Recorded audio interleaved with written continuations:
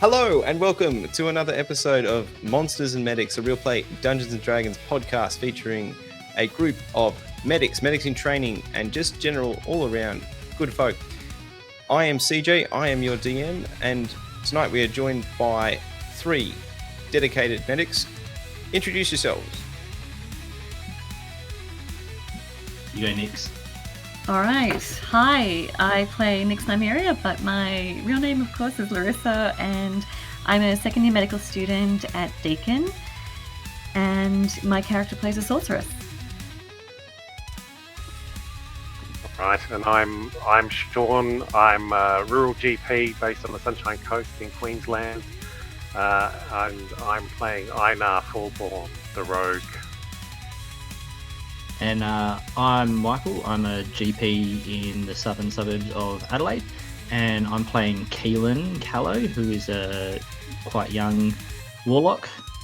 And you may see that I've adorned a little wig tonight, so criticisms are welcome. And if you see me fidgeting, I'm sorry.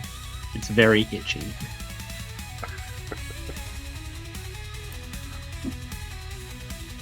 I can introduce you to my opera singer friend who knows everything there is to know about wigs, and has a variety of glues. And I'm sure that they're probably better quality than the very natural fibres that are on my head. Who probably actually has human hair wigs with silk inlay and lace. This is, I'm sure, some sort of petrochemical. Pure. And Sean, is that a hoodie or is that a cowl? What are you wearing tonight? Look, I didn't want Mike to be on his own, so I did dig out a cloak that I've got, which I thought would fit the rogue character. Except I think I look more like a Sith Lord, which is also cool. I was going to say a Jawa, I mean, but yeah, cool.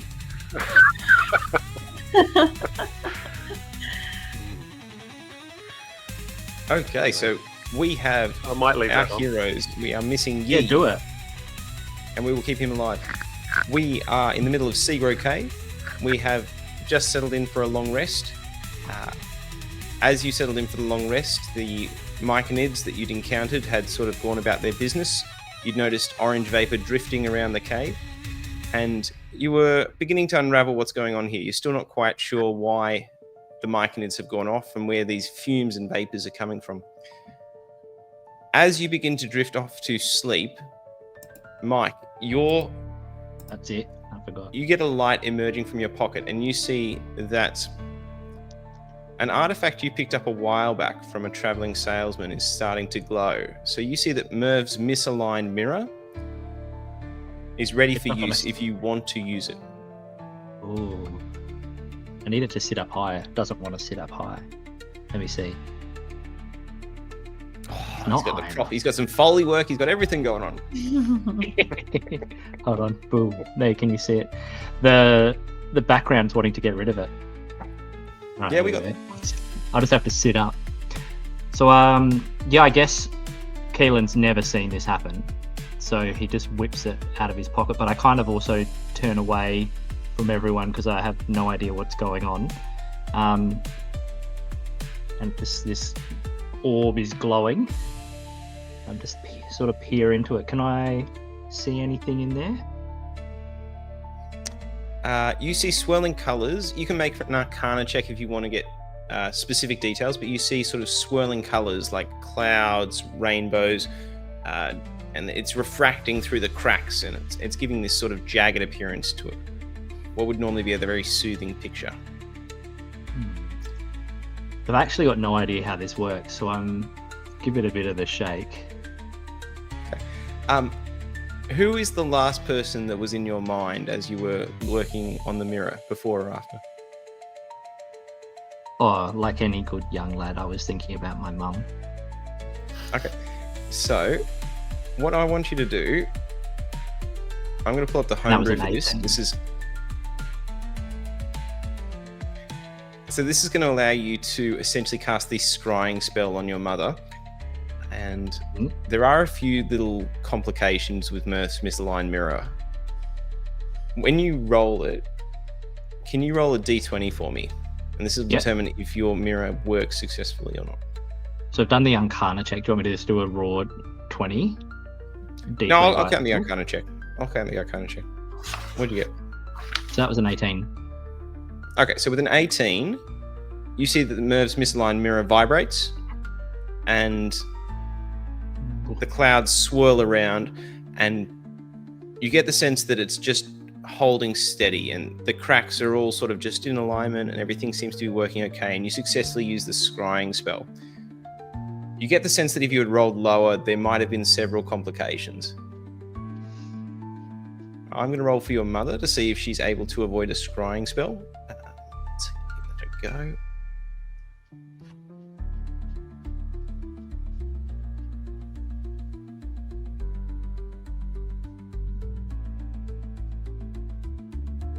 Hmm, 16. She just fails. So we zoom in, and you see a picture emerging in the crystal ball of your mother. Where do we see her? So we see her. She's actually returning home back to our cottage, and it looks like she's carrying a little wicker basket that's sort of full of a few roots and herbs. And she's sort of there's a little stone fence that gates the little front garden. That's a bit of a herb patch outside of our house, and she's got a little wooden gate on that. And as she gets to the gate, she kind of pauses, and she notices that it's not latched. And that's not something that she would have done. She always double checks that. So she's kind of, I notice her tense up as I'm watching her. I'm not sure how much detail you want me to give of what's happened here.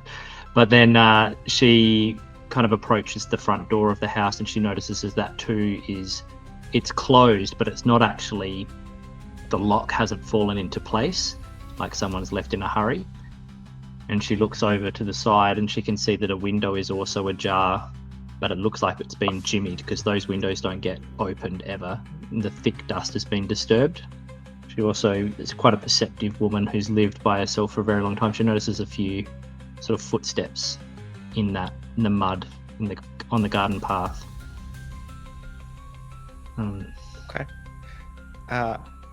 As your mother enters the house, she gets the scent of peat and bog and decay reaches her nostrils, sort of the scent of a swamp, but an unhealthy swamp, one that is breaking down over and over again, is rich in nutrients but is bloomed too far.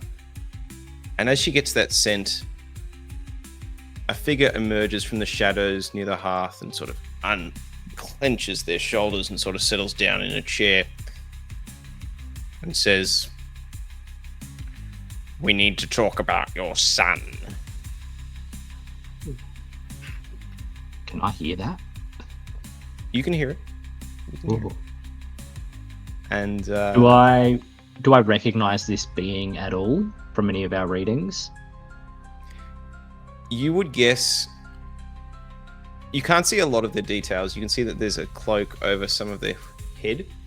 You can see sort of a very old, wizened face with boils and warts and festering little sores. And you can see that they're old, like they radiate old. They're very spry, like although their joints crack, they're sort of moving around with a strength to their joints.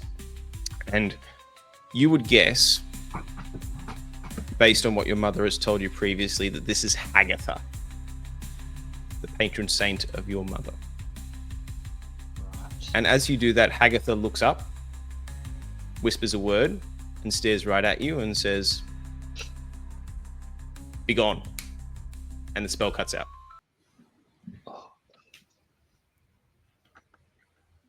Oh.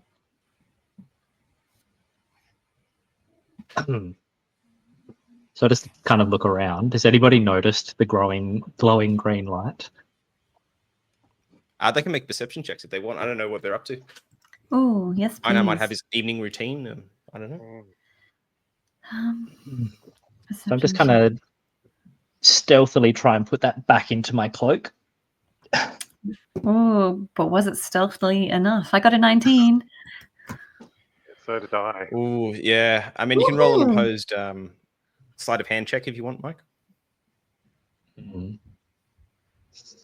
I'm very stealthy. Hmm. Ah!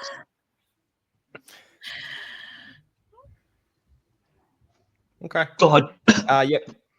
So Nix and I now both clock it with 19s. Hey You can guys. do with that what you will. Keelan, Mm? what was Weird, that? isn't it? You look a Mushroom. bit rattled. Just it's the mushroom glow in the caves. Bit weird. Didn't really look like a mushroom. What's that? Didn't really Keelan's look like the trying his glow of best the to lie. mushrooms. The mushrooms are sort of yellow. Hmm. What do you mean? But green. It was kind of green, yellow, though, right? That's Had a bit kind of of what I weight was to it. getting. Weighty. Looked a bit heavy for a mushroom. Oh, my And I thought I heard people talking. that was just me. Sometimes I do that. I've got I do. It's funny, Nix, that you should say that it looked heavy. Yeah, it's just this little glass orb that I have. Doesn't really do anything. If you shake it up though, look, you can see it's got swirly. Where does the camera want to see it? There you go. It swirls up, and you can see some little floating sparkles. Isn't that lovely? It's very pretty. I wasn't born yesterday. Neither was I. Keep See? your secrets then. I honestly don't even know what it is or how it works. I picked it up at this market that was traveling through, and it was kind of this gypsy salesperson that I haggled with for it, and it was pretty cheap. So I don't think it's very useful. What drew you to want this item in the first place? Oh, it's shiny, and I mentioned the sparkle. You did. Honestly, this sort of stuff, so glass, where I come from, I know you live in a vaulted mage tower or whatever. Mm. Where I come from, glass is pretty rare, uncommon, and you wouldn't find it in trinkets. So I just really wanted it. So why was it glowing? Well, that was the refraction of that yellow light that Einar was talking about from the mushrooms, I think. And I was just kind of talking to myself about it. We won't press you on this. That's fine. I just feel like everyone's paying too much attention. Well, we're still getting to know each other, and I guess we're just wanting to make sure everything is all in order and that you're okay. And like I said, you looked a bit rattled, so we're here if you want to talk, but if you don't want to, we understand. Oh, look, I was just thinking about my mum, and I'm just worried about her without me there. But I think she's fine. She's a pretty tough woman. She's quite quite underestimated by a lot of people, and she's quite powerful. So I think she'll be fine without me. I mean, she lived the majority of her life before I came on board, and it's only been in the last few years that I've even felt like I'm able to contribute around the house. So I don't think we need to worry about her too much. I just, I sort of miss her. When did you last see her? Well, I guess it was a couple of weeks before I made my way to the city to get on the boat, and then now we're here. So probably like maybe a month and a half. Hmm. You mentioned she was quite powerful. What type of power did she wield, or what So did she she's sort do? of an earth, I guess, I want to say witch, but I guess people in our town called her a witch, Hmm. and maybe treated her like that. So, but she'll be fine. She'll be fine. Well, with any luck, we hopefully will get off this island soon enough. Well, yeah, I mean, that's not really going to change much for her. She's not expecting me, if that's what you're wondering. No, it's just if you were worried about her, I figured you may want to visit her at some point. But of course, we're still on this island, so until then, there's not much that can be done. We've got lots of things to worry about, and worrying doesn't really help. I'll just snap out of that and stop it. Sure. What's your mum do? My mum. Yeah, just like the clumsiest misdirect ever. See, now we don't want to talk. Oh, see, it's okay. No, you don't have to. I don't want to press you. It would be too much. I mean, there's not a lot to say at this stage, I guess, but she was quite a revered sorcerer, a healer, you could say. She still lives in Silvery Moon. I spent a lot of my formative years, I guess, in Waterdeep, but when I did live in Silvery Moon, she certainly had quite the reputation that was, she was quite revered and was very kind. And I probably should visit her at some point, but she was very deeply connected to the weaves, so she had a lot to teach and a lot to offer. And so spent a lot of her times in, I guess, libraries, and was often spellcasting, but no adventures and stories that I can share at this stage, I'm afraid. Honestly, I was half expecting you to say that she was a fire elemental or something. So, well, I'd say that probably comes more from my father, but it's a mystery to my family. I'm still working on that one as to where my fire magic comes from. Absent.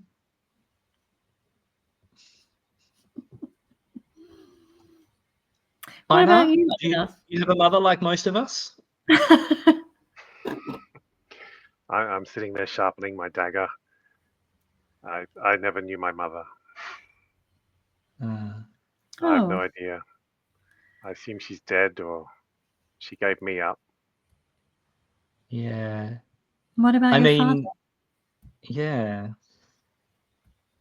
No idea. Where did you grow up? Or where do you hail from? That was my question. Great minds. I don't like to talk about it too much. Let's just say I grew up on the streets, learning to look after myself.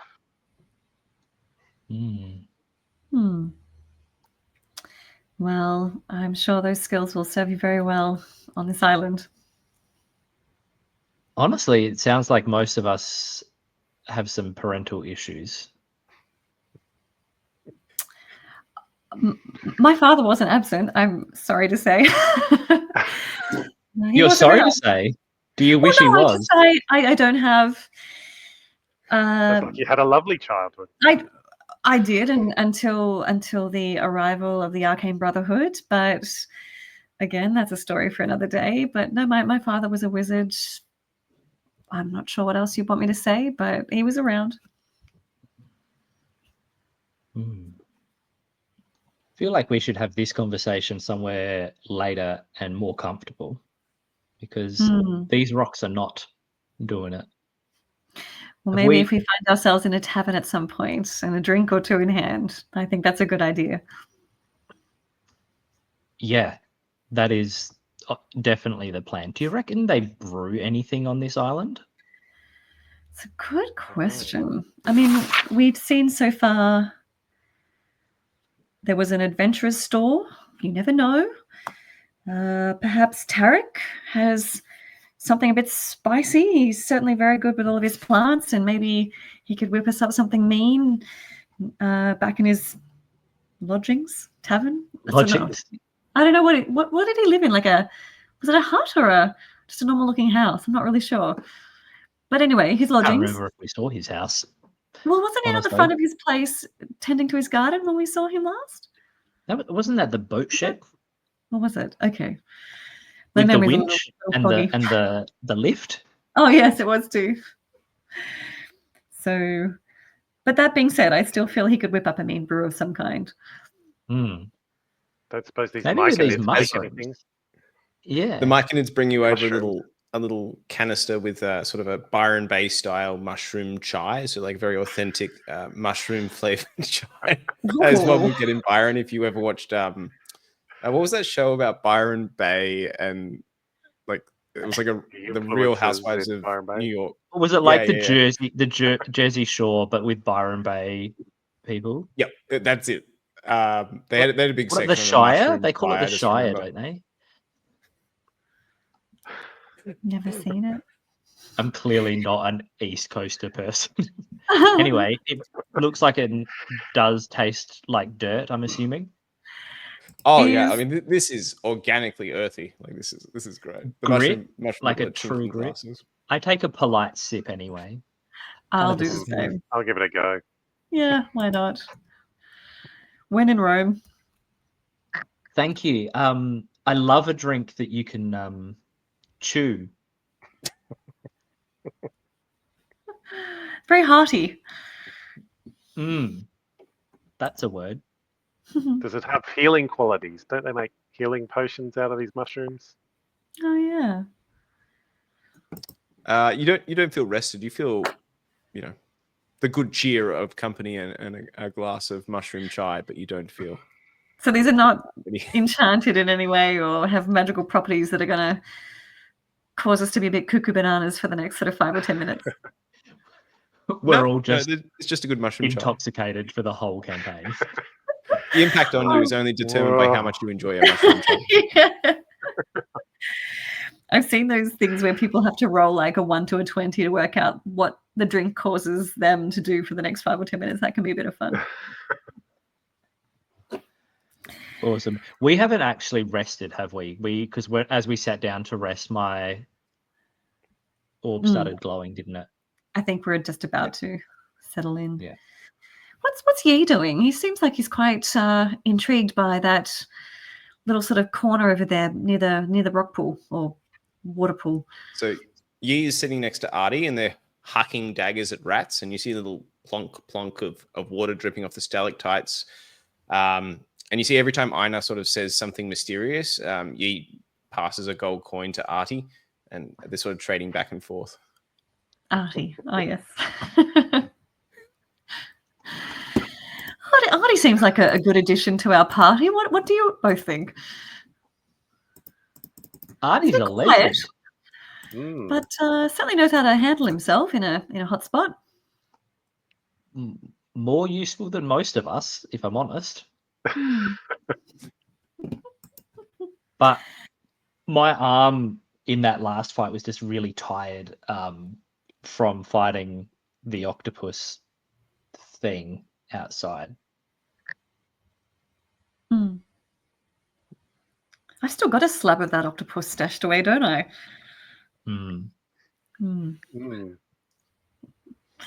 Yes. What have you got planned for that?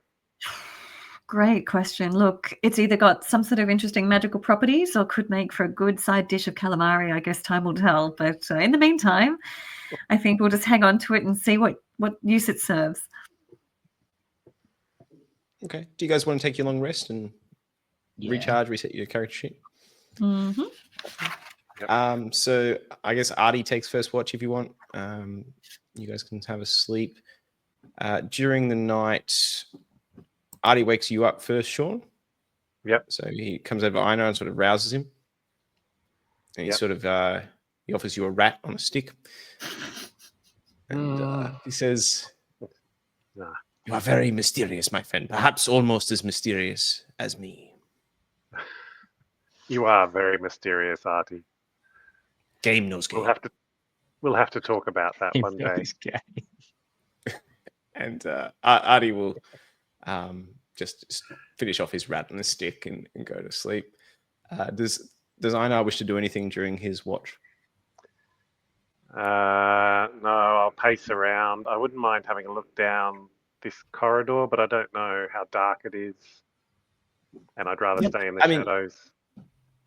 There's some light. There's sort of bioluminescence from growths on the wall, so you can consider this essentially normal lighting for tactical purposes. Can I explore a little bit down there? I don't like adjoining rooms that I don't know much about. Yeah, are you looking to move west or north? is to the west.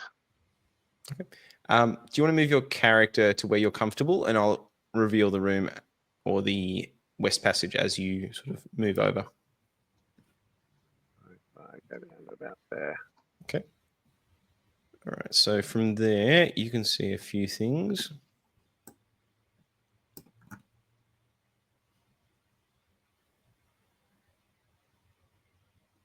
So you can see a couple of Myconid sprouts. Okay. And also, you can see something to the southwest of this cavern. You see, give me a perception check. It's late at night. You're suffering the effects of a mushroom chai. Let's see how sleepy you are. So sleepy. Got a 19. 19. With a 19, you can see a sort of honeycombed structure. And with a 19, you're fairly confident that this is something called a sturge's nest. Now, a sturge is, you know how like people like mosquitoes, but everyone just wishes they could be bigger? A sturge is like if a mosquito was combined with a bat and was about the size of a bat. Right. So you think that's a sturge's nest sitting over there in the southwest corner. The Myconids don't seem bothered by it, and you can see a path just to the north of this that would allow you to progress. I'd just like to point out I've never had that emotion about mosquitoes. No, me neither. Well, I might sneak through to that path then and have a look up those stairs. Okay. Can you just move your character through the area? Stop. Okay. As you cross that midpoint, Yeah. Can you give me a stealth check just because it's a night?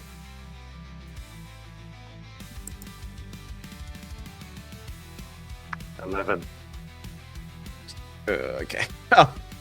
As you cross the midpoint, the sturges are alerted to your presence, and a buzzing fills the air as a number of sturges lift up into the air on fluttering bat-like wings, big, thick proboscis with a sort of pointed end, hard chitinous shell merging with bat-like wings, looking really just not great.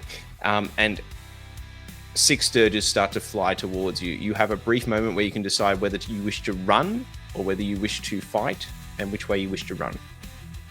I will run to the north. Okay. So we're going to enter into sort of a semi-combat. So you can move your general movement speed, you can do your dash, whatever you have available at level 1. But yeah, if you want to move to the north.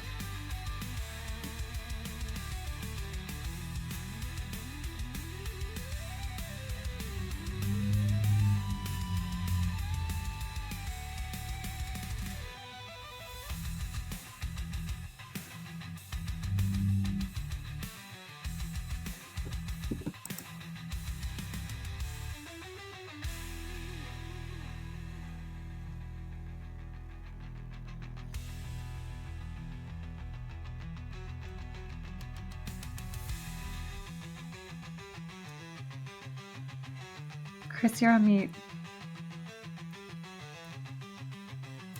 So about 6 of the sturges fly out and chase you. They get about halfway across the room the time you get to the north. We're going to show you what you see in the north cabin. I'm going to move the map. So Einar is legging it.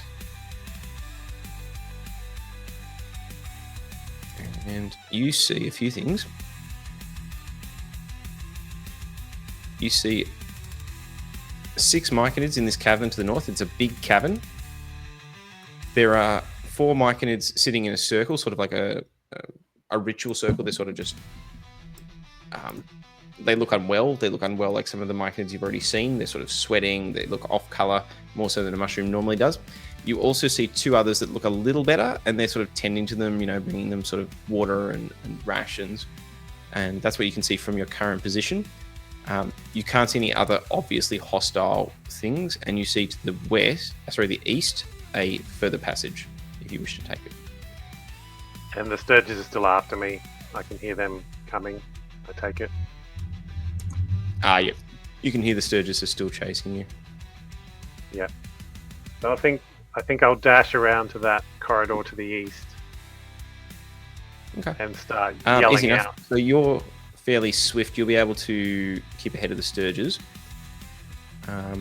So you move yourself around to the east. I'll reveal the last of that map.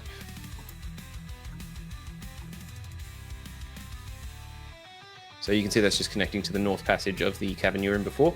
And you hear the Sturgis sort of start to flutter and turn back. They sort of don't seem to want to leave it too far from their nest.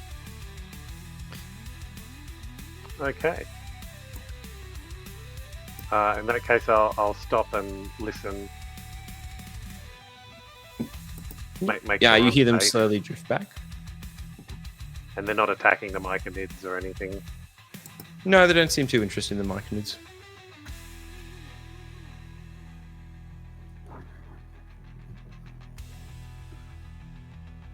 And you now know that there's about 6 Sturgis in that cavern that are of concern. If you need reinforcements, we're just around the corner. Sleeping. Sleeping, true. Enjoying your long rest. Well, I am a responsible sort of guy, so I'll come back down into the chamber to check that everyone's safe where I'm meant to be on watch. True. So Fair. you head back down there. You can see Artie has drawn a mustache on Keelan while you were off watch, neglecting your duty, and has gone to sleep. And yeah, that's all that seems to have changed. No Sturges. No, the can Sturgis I in this cabin. explore up to the north then, where this pool is? Yeah, by all means. Out there. So you don't see too much. You see there are 2 adult Myconids sitting across there, sort of asleep. You see a pool. You see that orange vapor sort of drifting around. It's a bit thicker towards the walls. Yeah, you don't see too much. As you look into the water and you see your own face staring back at you, Mm-hmm. you hear just a whispered word just drifting in the back of your mind, and you hear the word change. That's all. You're not sure where it's come from. Just change. And there's no one around. It's just in the back of my mind. Yeah, Everyone's you don't know asleep. where it's come from. All you can really see is the swirling orange vapor. The pool doesn't seem to be anything obvious.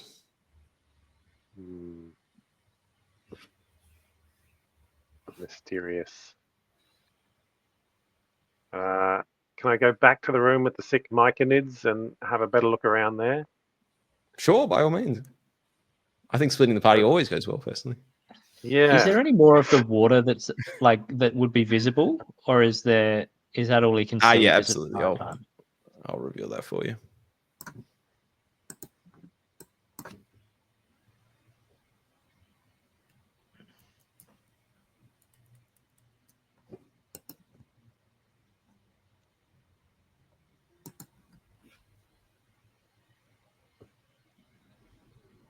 So it's just a pool.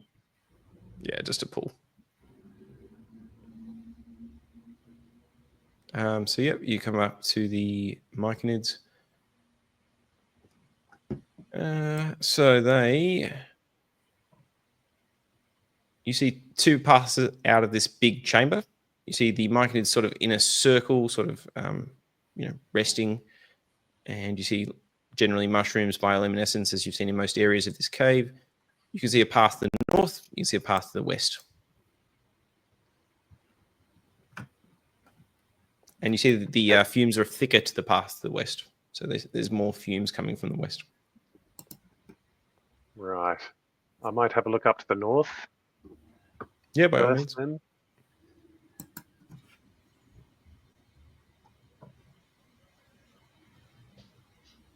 So you can see a bit of that cavern. If you want to peek all the way in, you can certainly see more of it. And I'm sneaking. Okay. Have So to you say that. see 2 Myconids sort of sleeping And one Myconid that has a sort of an older appearance has a funny sort of tribal, not tribal, has a funny hat, like a wizard's hat almost.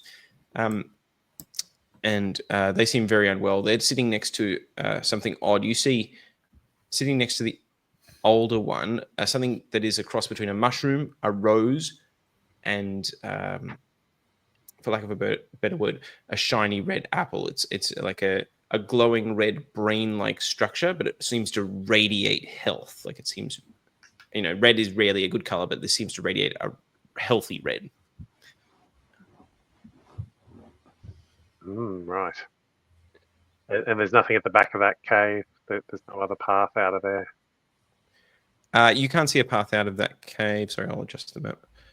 There's just basically cave wall. Apart from the red structure and the 3 Myconids, you don't see much of interest in this cave. You can make a perception check if you want. At a quick glance, there's not much to see.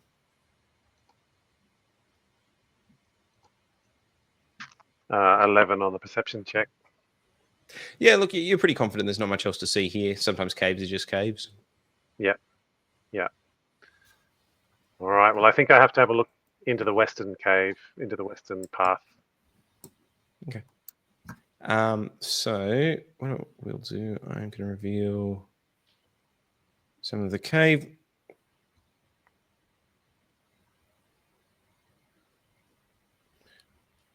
Okay. So you can't see too much yet. You can see to the north there is a purple crystalline structure. So on one of the cave walls at the north, and I will move the map now, there is a purple crystalline structure, and that seems to be a heavy source of fumes. Like you can see the fumes are drifting through that in very thick quantities. It's hard to see a lot in this room because the fumes are denser than elsewhere in the caves, but there's to the north a thick purple crystal with fumes emanating from it. There's a lot left in this cave, but you can't quite see it from the entrance. Right. Can I cover my mouth with something, maybe part of my cloak? Yeah, sensible. Hold my breath if I can and sneak down a bit further and have a look. Yeah, sure. Okay, so a couple things happen. So as you get in closer, you see a few things. The first is you see to the west, you see an orange crystalline egg. So to the north, you had a purple crystalline structure. To the west, you see an orange crystalline egg. It's the size of a man, and it's radiating this orange energy. It's a little different to the vapors, but very much red. It's got cracks through it, and you can see it just vibrates, just twitches slightly. You can also see to the south, you can see a body. And you see a body in a blue cloak with a silvered moon and a harp symbol on it, and that's all you can make out from where you are. Next to that body is a series of mad scrawlings on the cave wall, and you see symbols of destruction and fire and change. You see symbols of 5-sided pentagons. You see symbols that could be electricity or acid, and you see them cycling in mad fractals. And at a quick glance, that's all you can get. And you can see down below that is the word Kadasix Reb, Kadasix space Reb, R-E-B. And as you see all that,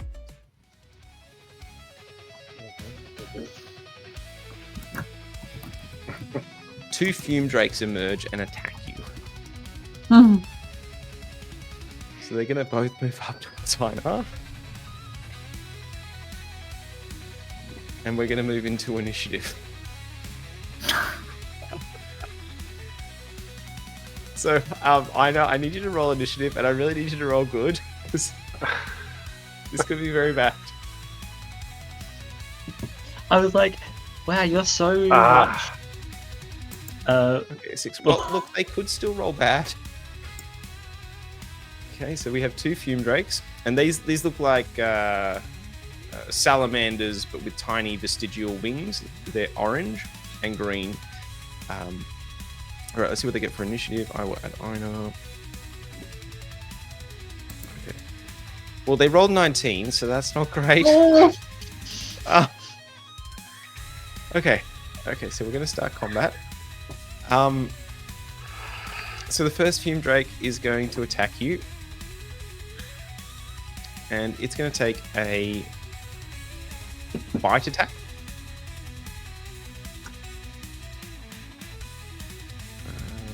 13, does 13 hit your armor class? Nah, armor class is 15. Excellent. And then the second Fumedrake is also going to take a bite attack. 23 will hit. Then it does 1d4 plus 2 fire damage. It's 5 damage to you. That's fire damage. And that's all they can do at the moment.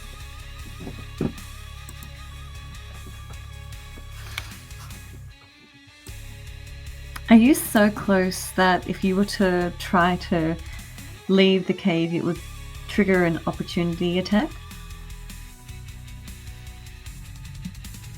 From both of the drakes? He would unless he disengaged. I don't know if you can do that. Yeah. Oh, I'm not familiar with that would be an rogues action, otherwise. wouldn't it? To disengage?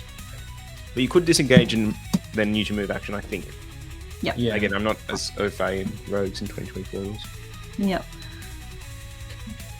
2, 3, 4, 5, 6. What's your range of movement? Is it 30 feet? 30 feet at walking speed, Or 60 otherwise? so 1, 2, 60 at 3. a dash. But would you, if you disengage, would that take up You your can't. potential yeah, to that's the dash? action. Yeah. So he could dash or And then- disengage. Yep. Hmm. I mean, you don't know how fast these things are. They're salamanders. They could be slow. They've only got vestigial wings. They can't technically fly. Yeah, I think I better disengage and move as much as I can.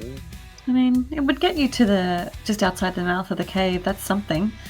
And then there's, some Myconids about that might come to your aid. And call for help.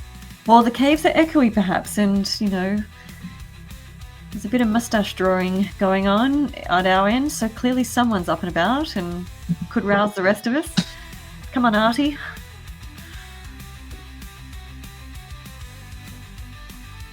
Yeah. Well, I think I've got to disengage, move away as far as I can, and call for help. Yep. I will let you call for help as a bonus or free action. How far is your movement speed? Just remind me. Was it 30? 30 feet. Okay. So what I'll do, I'll just tie this up. So we'll say this one was here, this one was here. If you want to move yourself 30 feet away. So what's each square there? 5, 5, usually. Yeah. 5, 10, 15, 20, 25, stay about there. Maybe go because you can do diagonal just as much as you can do straight. Go just to where that little mushroom pile is, so just slightly around the corner. Yeah. Non-Euclidean. That might Yeah, give you a something better like that. defense. Okay. If Einar shouts, do you need us to roll for perception or some? Yeah, look, it's an echoey cave. I know if you shout, as you move back in the cabin, you notice a few things. One of the Myconids is waking up. You see a trio off Kobold has been sort of stalking you, and he's going to sort of run towards the cabin gap. And if you shout, let's see how far are you away. Like Cave's echo, if Nyx and Keelan can pass a DC 10 perception check, I will say they've heard it and they can start making their way up there. Okay. Yeah. 11. Excellent. Oh, what's my range? I think I'm 30 feet as well. Yep, 30 feet. 8. But I can dash, so I might dash. Okay.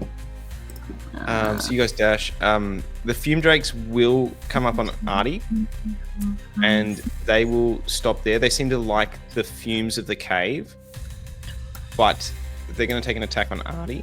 So the Fumedrake 1 is going to make a... He's going to do his Scalding Breath weapon.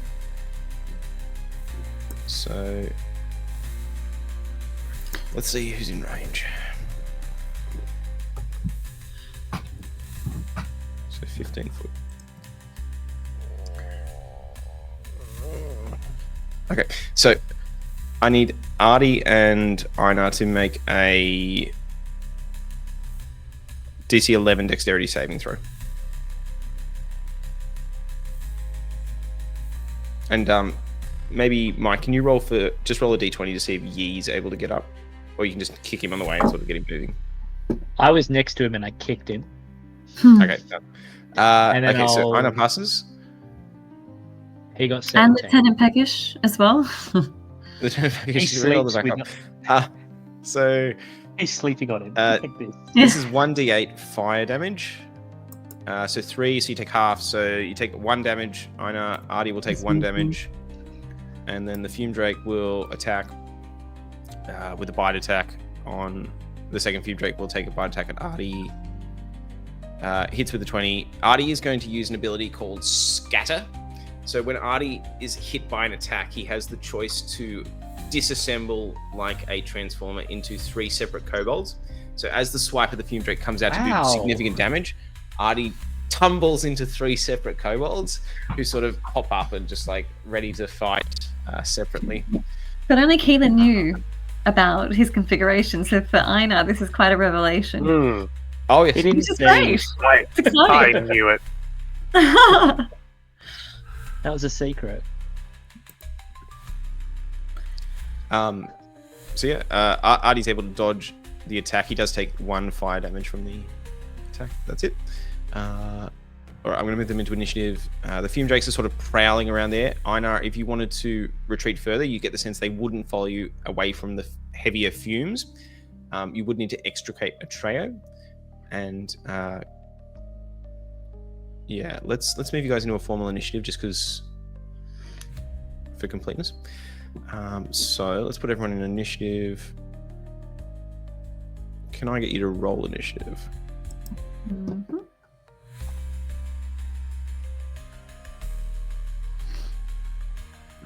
How do I roll for initiative again?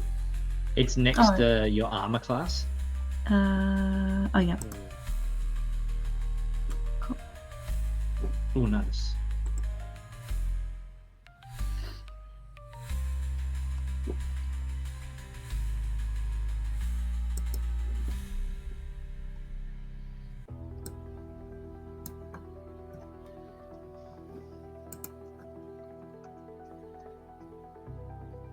Okay, so initiative-wise, we have Nyx coming in strong at 18, absolutely ready for battle. We have Grimator coming in. Can someone roll it just a d20 for Grimator? Keelan coming in at 7. And D20. coming in at...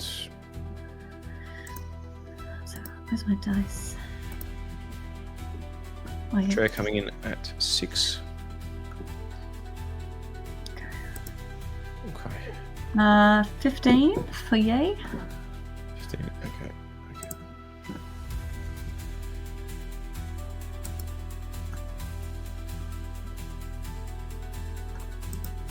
Okay, excellent.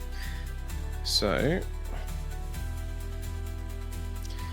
that's the two Fumedrakes' turns. I'm going to keep a trio as 1 counter just because it's simpler, like a swarm almost. Otherwise, it really creates a lot of different tokens on the map. So Nyx is up next. You can obviously run, leg it towards the battle. Yeah, 1, 2, 3, 4, 5, 6. 11, 12.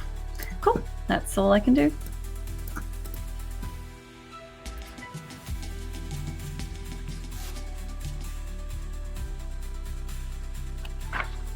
That was my dash.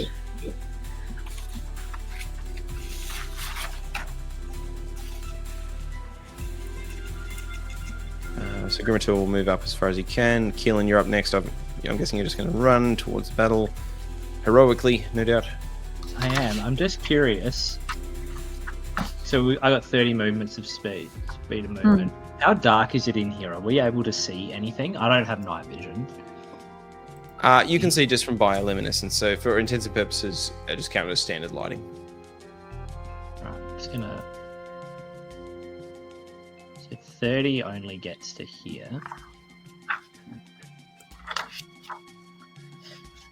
Did you dash, or you've just? No, I want to see if I can do something more useful than just running. So 30 gets me to here. Do I have line of sight from here? Probably not, because I've kind of got this. You could argue line of sight. I don't think you'll have range, but I'm happy to be convinced if you have a long range spell.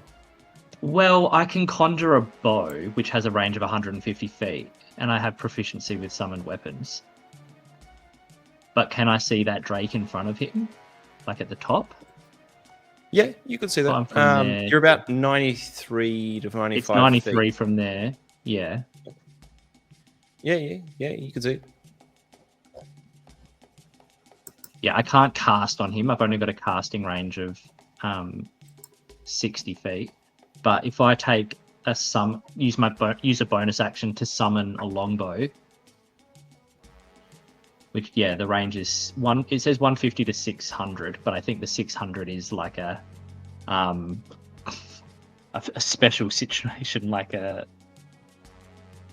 the 150 is the base range, and that's that's 93. So if I do that and then take aim on this top drake, and then because I have proficiency as well with any weapon that I summon, if to hit, it's just a d20 plus proficiency. I think so. I think over a certain range, you may be rolling with disadvantage. I can't remember what it is for the longbow. Is it 120 feet? Let's have a look. I don't know. I'm not a ranger. I'm a warlock. Does it say next to your character sheet? Hang on, I've got it here. Longbow has a range of 150 feet, so I think if you're going beyond 150 feet, you're probably rolling Then it with starts being disadvantage. disadvantage. Yeah. Yeah. The base range is 150, and this is 93. That's fine. Yep. Go Yep. for it. All right, so just a d20 to hit. Yep. And then plus the proficiency bonus is 2.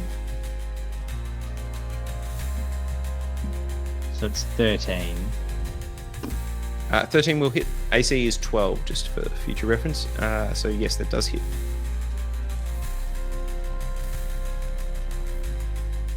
Cool. So damage then is, what does a longbow roll? I had it open just before and I closed it like an idiot.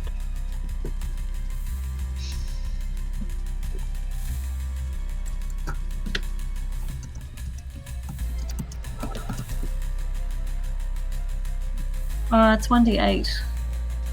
Cool. Normally, piercing damage. Level 1. Yeah, which is what it will be.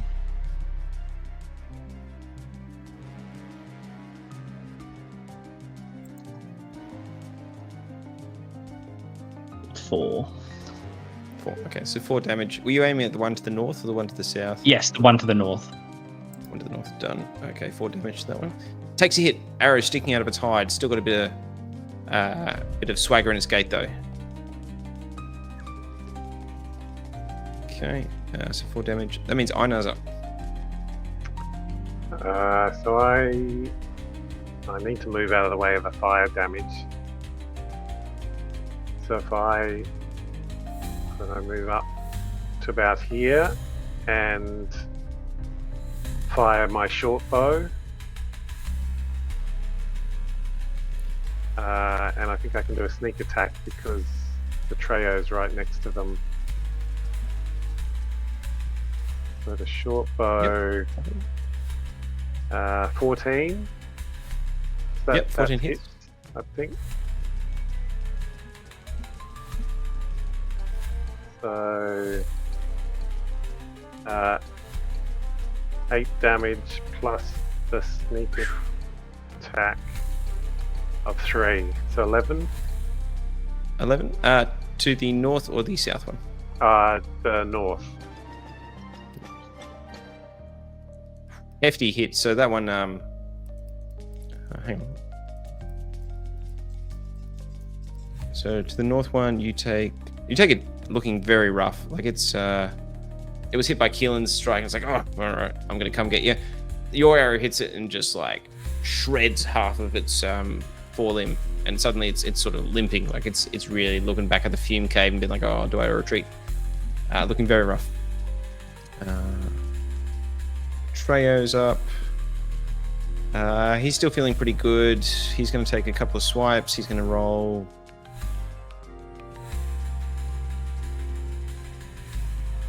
Misses with the first one. Each of the kobolds is taking a separate swipe. And 2 hits. They do damage.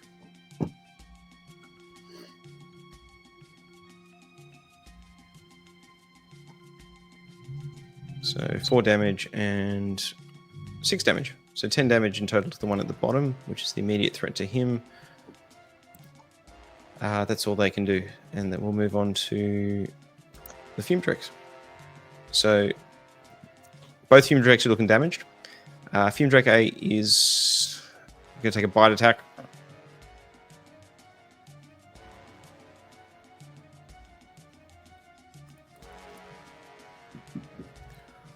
$16 hits. One of the kobolds does 3 damage. The other Fumedrake is going to roll again a bite attack. Does hit, does 4 damage. Okay. That's all they can do. And Nyx is up. All right. I will do Firebolt. Okay. Ooh, 11 to hit? No, it's just 12. wings off. That's it? Okay, Grimator's up. Grimator is going to heroically dash as far as he can. So 1, 2, 3, 5, 6. I'll go diagonally. Oh, he's going to make a little acrobatics roll. Doesn't make it.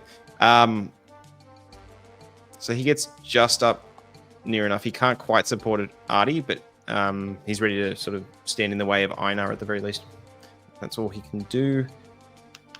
Keelan. So I'm going to move up another 30. 3.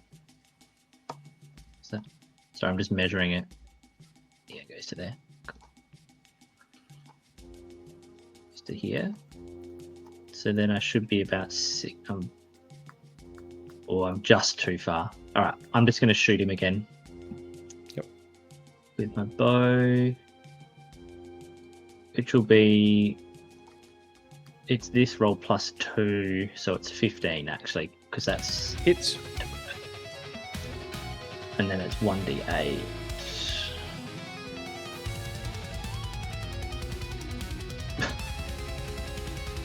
Two. Oh.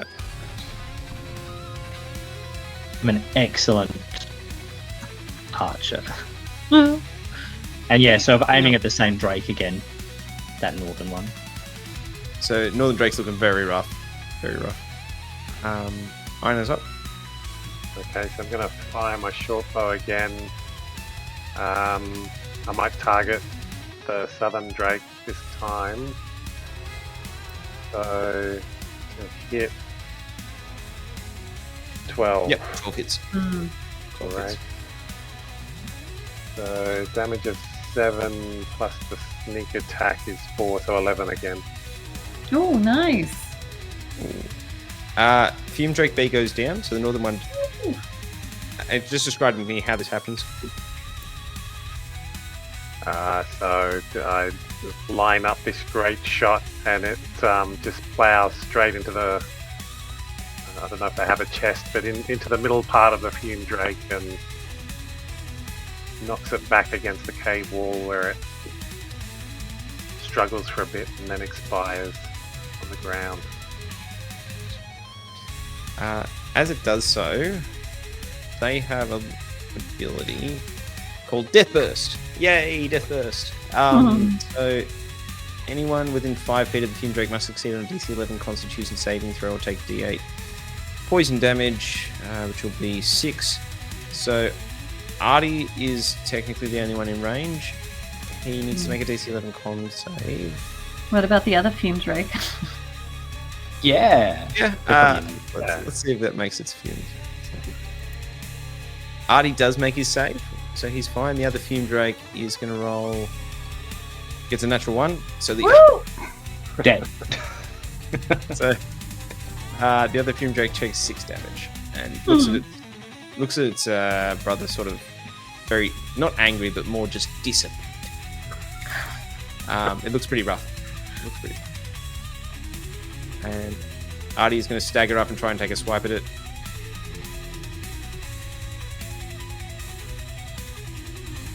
Misses.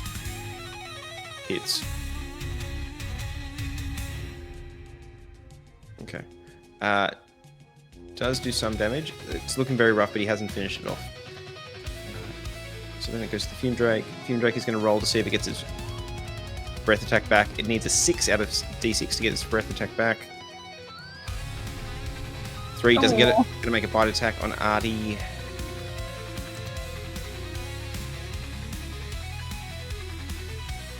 Oh. Okay. That's actually a natural 20. That's not great. Alright, so D8. No, that's death first, right? D4 plus 2. So it gets doubled on the dice. So 5 damage to Artie. Okay, so as Artie takes 5 damage, you can see he goes down. All 3 of the kobolds sort of collapse at the same time. They're sort of sharing hit points and they're sort of ducking and weaving amongst one another. They go down. They've already used the scatter. They can't dodge again. And he's now going to make death saving throws on his next turn.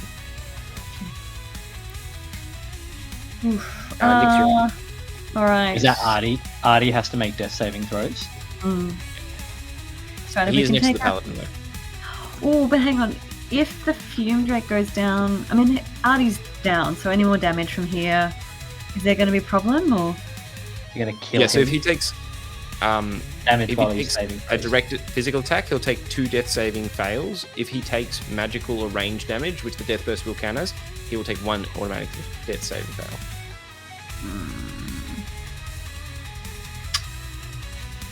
We have multiple people who can heal him.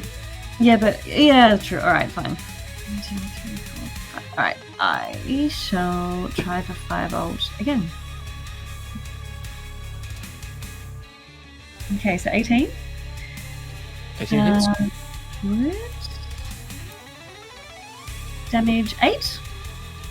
Yep, it goes down. Fumedrake will do its death burst. Artie can't save, so he takes a death saving throw. But just describe to me as this 5-volt hits the Drake. What happens?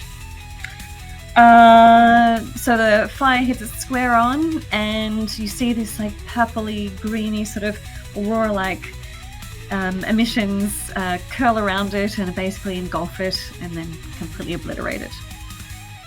Nice. So we are in initiative. The immediate threat is gone. Artie is going to make death saving throws. It would be easy enough for Grimator to come up and just do a medicine check or lay on hands or whatever you guys would like. I'll let you decide that. But you know, that can be done in 6 seconds, easy enough. Lay on hands. Yep, he'll dump a point into Artie, and all 3 kobolds sort of jump up, and they all look around, and they just look at Keelan, and they're like, the shame in their eyes at being discovered is huge, and they're sort of moping and sort of kicking the dirt and have their hands in their pockets. Wow. Grimator, you're such a good healer. You've put him back together. He was literally in pieces. And you can see they all sort of like, they grab the trench coat and sort of rip it around them, and see it sort of stands back up straight, slightly wobbly, but it's like. I walk over and say, thank you, Artie. I limp over. I'm pretty badly injured. Oh, do you have a healing potion? No, don't do that. I can heal. Oh, okay. Do I actually have it? Yeah.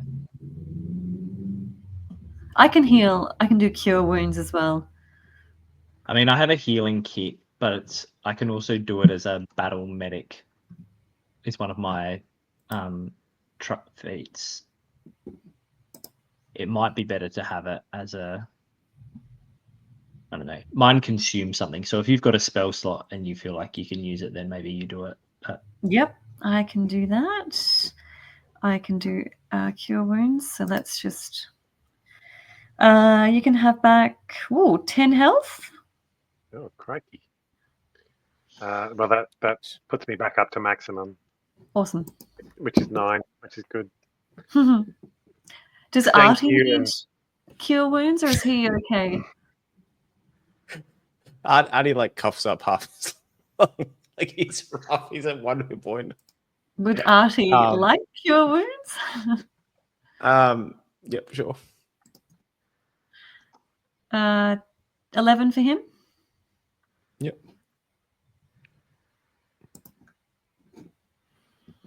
Okay, very good. So, yeah, I mean, you guys have defeated the Fumedrakes. You have a mysterious cavern filled with a dead body, a mysterious crystal made of purple, a mysterious orange crystal egg.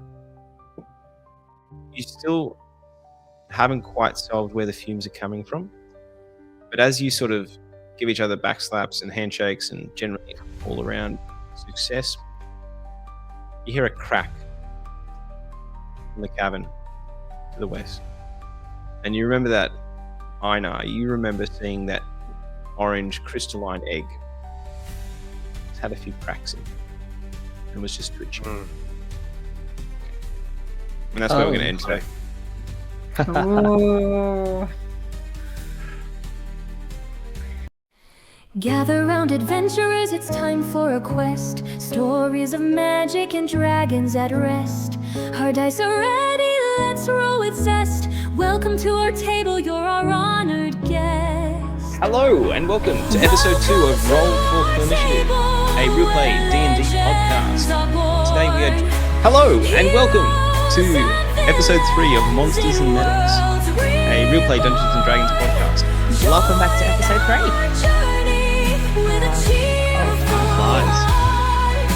Together we conquer together.